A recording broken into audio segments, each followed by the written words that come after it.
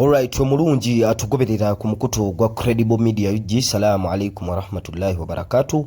Ganja Fadige manya nawe ekyo tubebaza okulike anti mutambula naffe, tubasaba okusubscribinga, okulikinga wamu n'okusharinga content waffe, twongere okulike anti ate tubaweereza.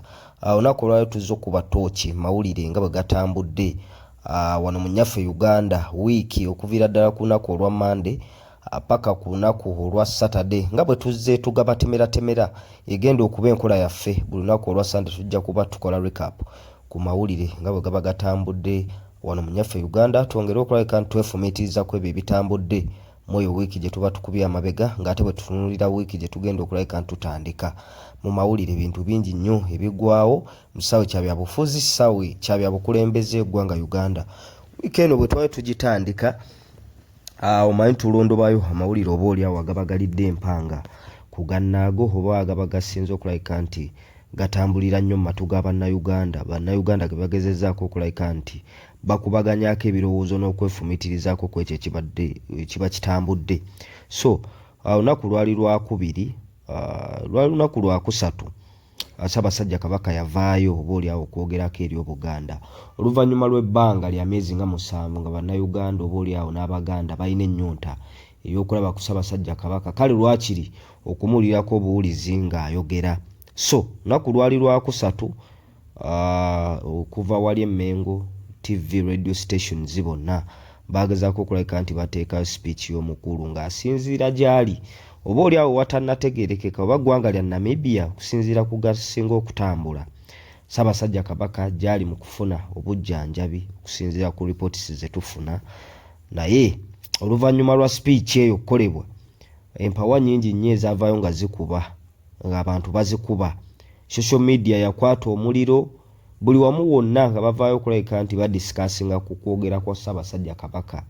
Ssaabasajja Kabaka mu kwogera kwe yavaayo n'agamba nti gyali gye bali mu kufuna bujjanjabi nga tukozesa gundi olulimi olutuufu lwe yakozesa nga bwe twamuwuliranga ng'ayogerera mu plural, kitegeeza nti ng'ayogera ng'abantu abasukka mu omu, era awo nawo wavaawo discussion y'amaanyi nnyo ku ebyo ebyatambula.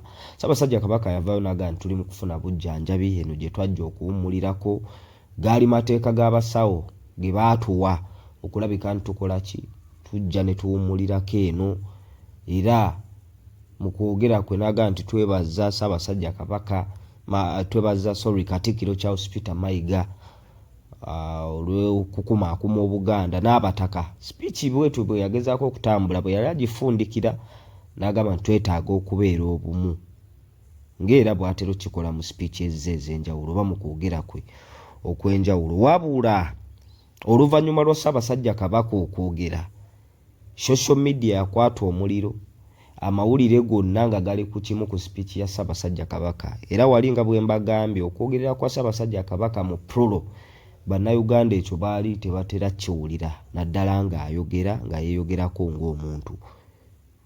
Era awo bwe baaviira okulabika nti abamu bakubagana empawa nti Kabaka ono yandibaamu ebicupuli. Bino byali ku social media n'abantu ab'enjawulo nga bakubagana empawa.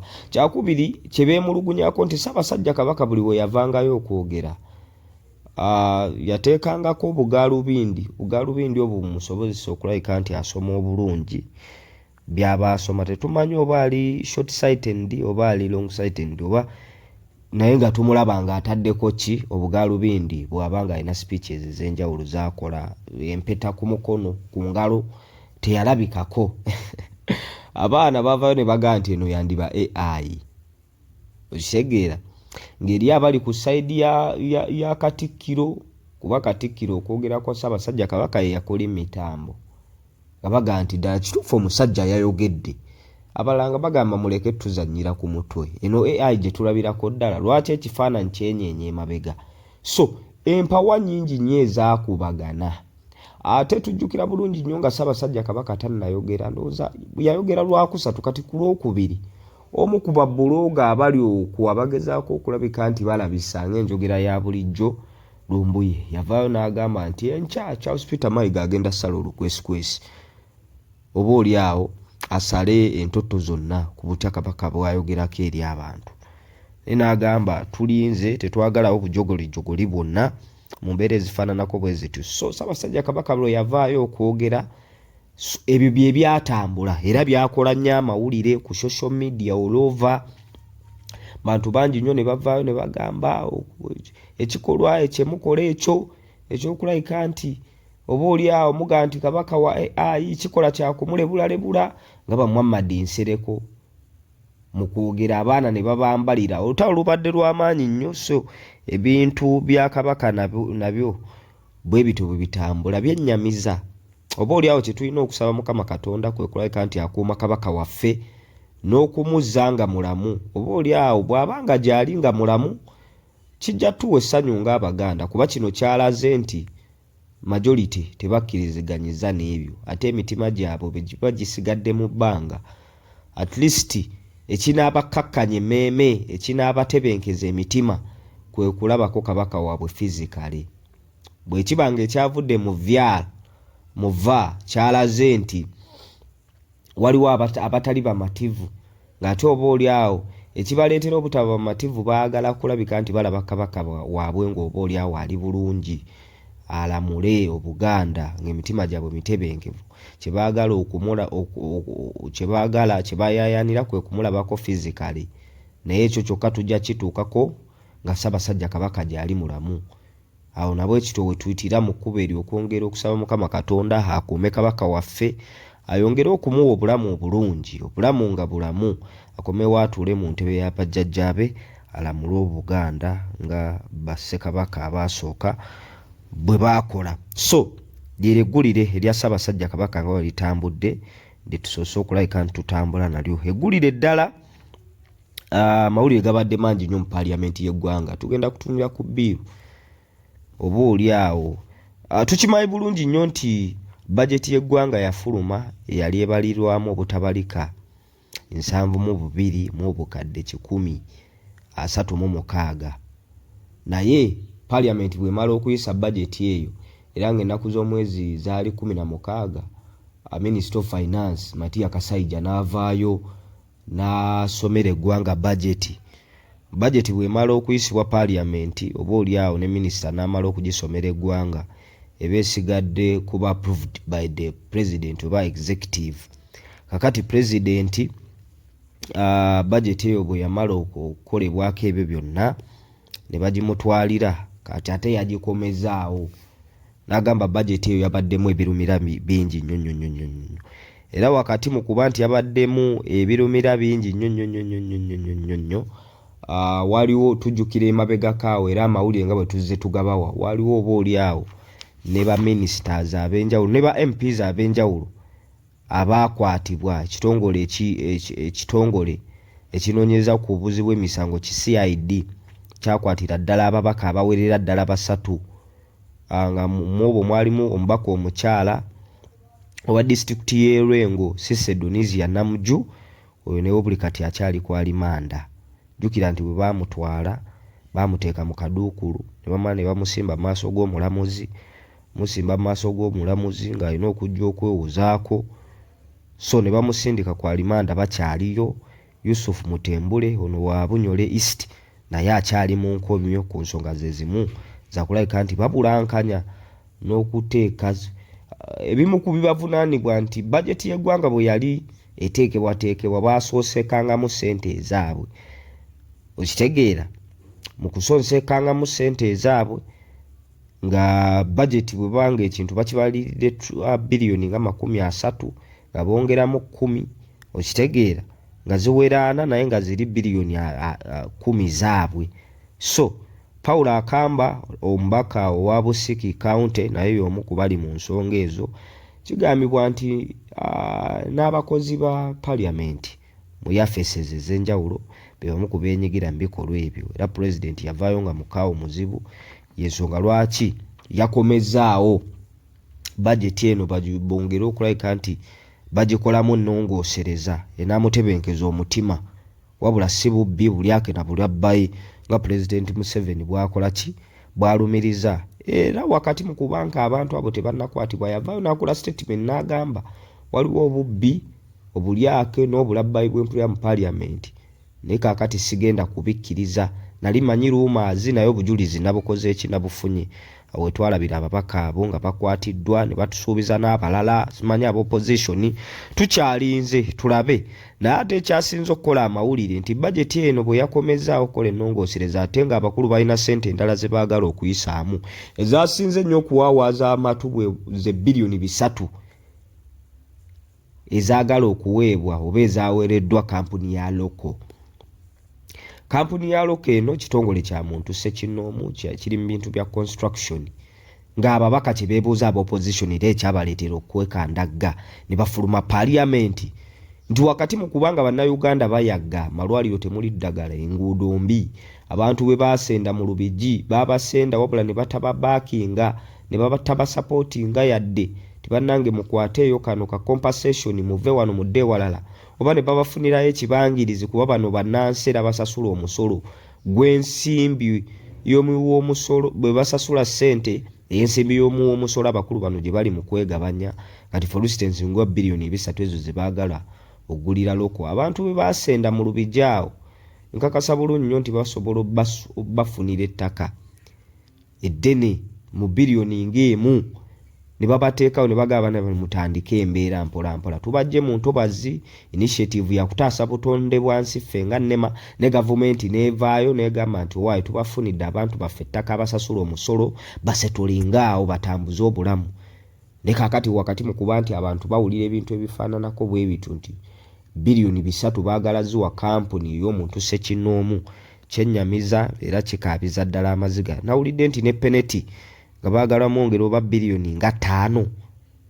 Sente ziri awo mpitirivu nnyo. So kino kyaleetera ababaka ba opposition okwekandagga n'okufuluma ne bagamba bwe baba nga bakuyisa bintu ng'ebyo aba-NRM nga bwe bazze babikola be baba bakola ki babikola kuba abantu babaka ba NRM beekola ekigenyi n'aba opposition abamu kasaba bawaayo ku kigaati embuto zaabwe ze basinga okulabika nti bakolerera n'abafamile zaabwe naye okuleeta ebirowoozo byabo ababasindika mu parliament n'okukozesa emitwe egyetengeredde n'amaloboozi g'abo ababasindika mu parliament si bye baliko. Yensonga lwaki aba opposition bakittaanya nti abo bazze babiisa kababiise ffe tetugenda kubeeramu. So ekyo nakyo kikoze nnyo amawulire amayitirivu ennyo mu wiiki eno obaoliawo gye tukubye amabega nga bwe tutula wiiki nga bwegenda okutandika mu kisaawe kino ekyabyamawulire nga Uganda bwe tugimanyi nti teggwamu byewuunyisa, teggwamu binakuwaza bagiwangaaliramu mu kisaawe ky'ebyobufuzi, kisaawe kya byabukulembeze eggwanga Uganda. Eggulire eddala lyerya former RCC Anderson Bulola naye obaoliawo ssaawa zino ali mu nkomyo. Bamukomyawo leero si 7 bamukomyawo olunaku lugenda bbeera lwakubiri bamusindika kwa limanda eruzira nsonga za kulebula sipiika wa ggwanga za kulabika nti amwogerera amafuukuule. Anderson Bulola ono avuddengayo ebbanga ebiseera ebyenjawulo ng'agezaako okuvumirira obuli bw'enguzi obuli mu parliament era agamba nti sipiika mu kwegabanya ensimbi y'omuwoomusolo yeekansa. Anderson Bulola ono tumujjukira bulungi nnyo, y'omu ku bavubuka abaavaayo okulabika nti balwanirira eddembe lyabwe era baasuulanga engulube ezo ku parliament. Okitegeera balina ekibiina kyabwe eky'abavubuka nga bagamba nti basitula ddoboozi ly'abavubuka bayimiriddeyo ku nsonga eziruma bannayuganda, bintu bingi nnyo ebikolebwa mu parliament. Ensonga lwaki baasiiganga engulube ezo kkale eya kyenvu ne bazisuula ku parliament nga balaga nti executive tekoze aba-NRM nga bali mu buyinza then n'emivuyo egiri mu parliament. Era Bulola bano amaloboozi gaabwe baagasitulanga naye oluvannyuma lw'okusitula amaloboozi ago ndowooza message gye yali agituusa yatuuka abakulu era ye ne bamuyita ne bamuwa omulimu. Wabula bwe bamuyita omulimu ebirowoozo bye n'olulimi lwe lwakyuka era zaakuutira President Museveni akadingidi ng'era ajja kutambaala oba kweŋŋanga oyo yenna ayogerera gavumenti ye NRM ebikikinike obaoliawo ye byalaba nga tebisaanidde. Era zze nga tumulaba ku panels ez'enjawulo sho za byabufuzi sho za byabukulembeze wano ggwanga Uganda ng'agezaako okweyambalira n'abakulembeze abaludda oluvuganya gavumenti. So mu mbeera ezifaananako bwe zito yavaayo ng'omuntu oba oli awo ng'afunyeemuko obuntu n'atunulira ebintu nga bitambula mu paaliyamenti obuli bw'enguzi ng'ate oba oli awo abukulembeddemu ye sipiika, kuba sipiika twamulaba mu ssaga z'amabaati, sipiika twamulaba mu kido ekya Mathias Mpuuga, sipiika ne tumulaba mu ssaga ez'enjawulo ne ssente zino ezibadde zigabanyizibwa mu paaliyamenti. Simanyi ate badidde abakozi ba paaliyamenti bateeka ssente ku akawuntisi zaabwe, okitegeera. Sipiika era y'omu ku bantu oba oli awo abaalabikira mu ssaga ezo. So Bulola avuddeyo ebbanga oba emirundi egy'enjawulo ng'agezaako okulabika nti ataakinga sipiika via social media platforms ze, akozesa obudaala bw'obufuzi. Kakati baavaayo olunaku kiro kyakeesa olunaku olwokusatu ne beebulungulula amaka ge ab'ebitongole ebikuuma ddembe ne bamukwata. Twagenda okuddamu okumulaba ng'ali maaso g'omulamuzi, omulamuzi n'amusindika ku alimanda e Luzira. So Oweekitiibwa Robert Kyagulanyi Ssentamu pulezidenti yavaayo n'agamba Bulola ono tuzze tumulaba okumala ebbanga oba oli awo atembeeta gavumenti ya Mwami Museveni.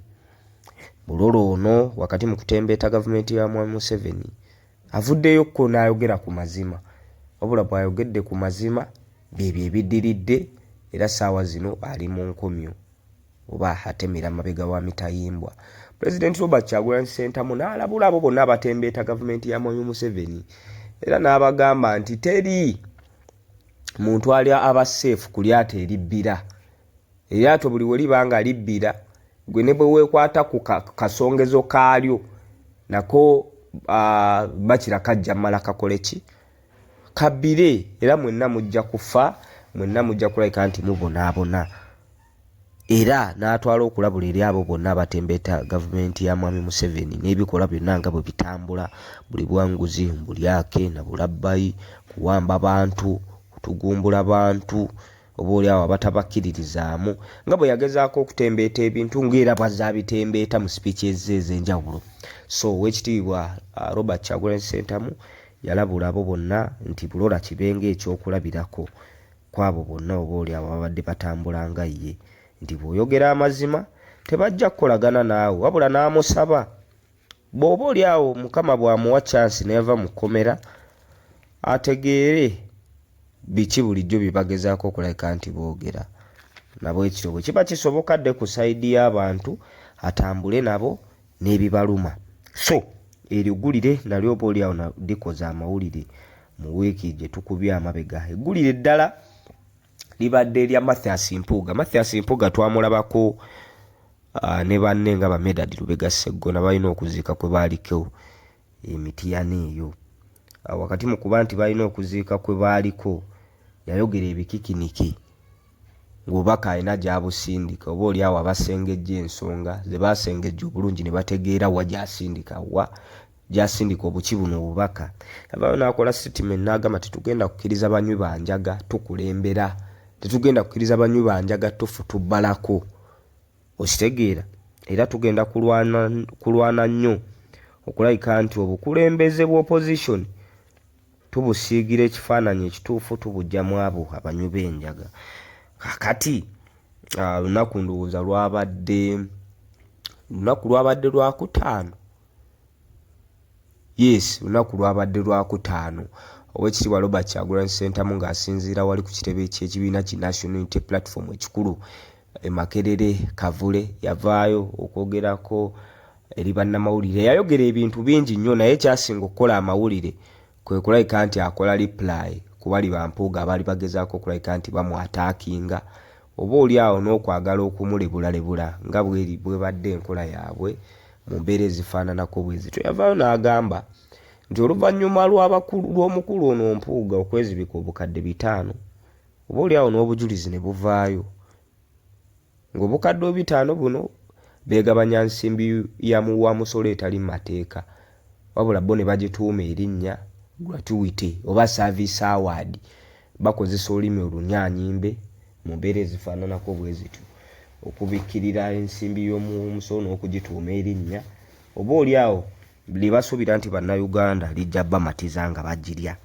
Naye bannayuganda nga bwe tumumanyi ennaku zino bazibuka ate bannayuganda bayigirize. Abazadde batunze obutaka betunzeeko obumwanyi obutonotono y'obumwanyi bukyaliyo kati betundako butaka n'okutaka ban'okulya bulooni era abamu babasibi okuweerera abaana baabwe. So kakati bwe kiba kya nzungu toyina baana ba Uganda oba bavubuka b'omulembe guno gy'obabuzaabuza ensonga bazittaanya ne bazitaputa bulungi nnyo.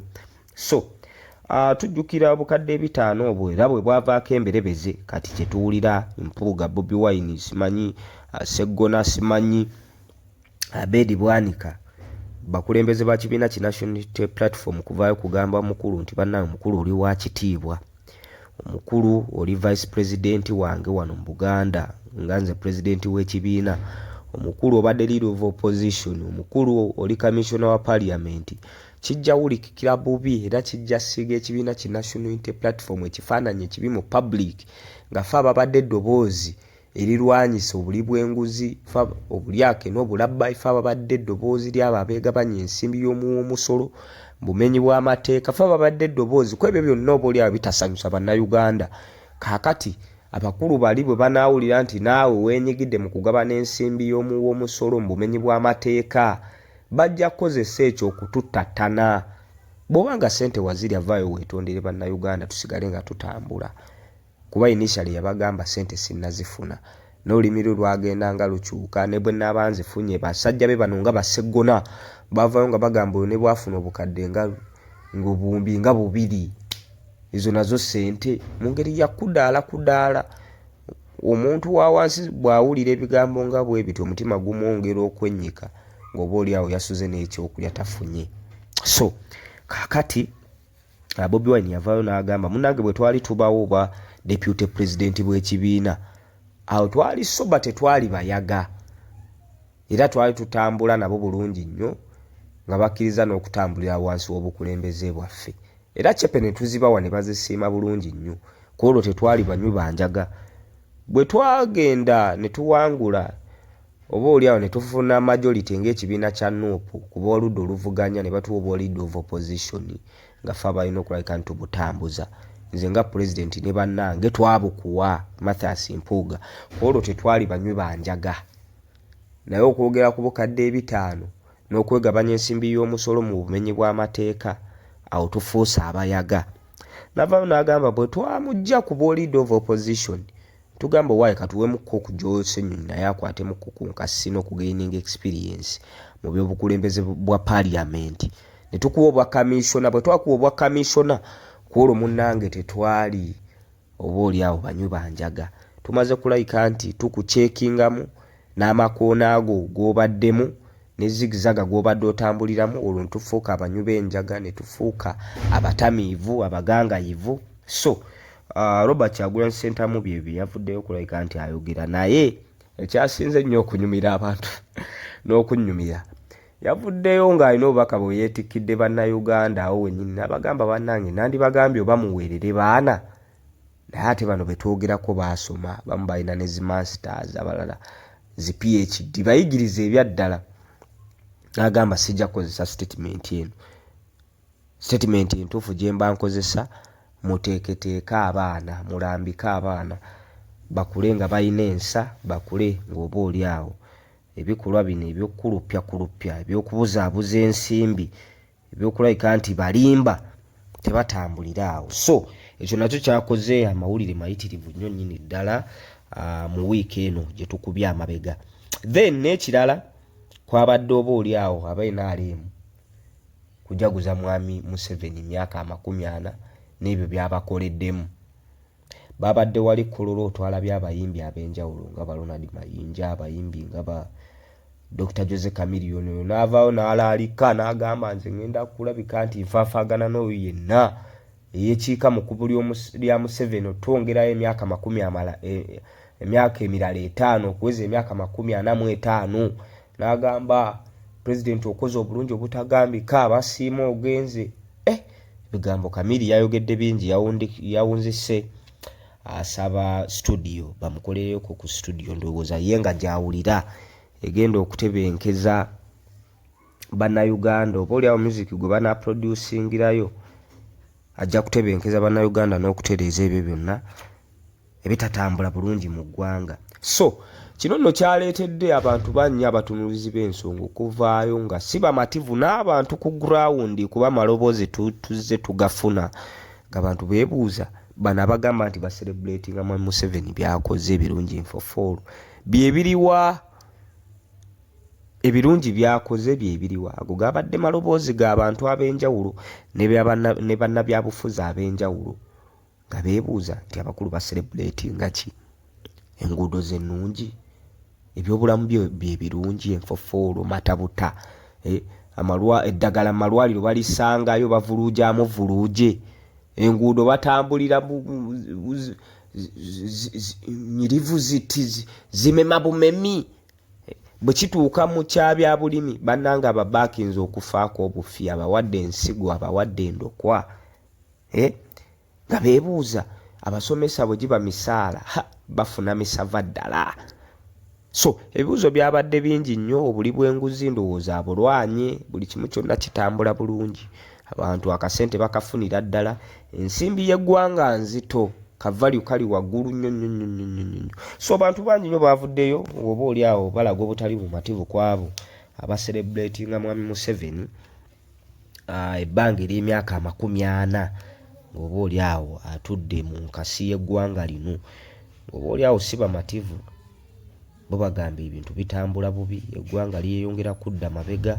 So mu mbeera ezifaananako bwe zityo amawulire bwe gatyo bwe gatambudde wano mu nnyaffe Uganda, gye gikoze emitwe gy'amawulire emikulu. So bwetyo bwe tutambudde, tubeebaza okulayika nti mutambula naffe, okusubscribinga, okulayikinga n'okusharinga kikulu. Mwongere okulayika nti mutugoberera, naffe tujja kulabika nti tubaweereza mu buli mbeera yonna. Ganja Fadige mannya, Credible Media UG gwe mukutu. Salaamu alaikum wa rahmatullahi wa barakatuh.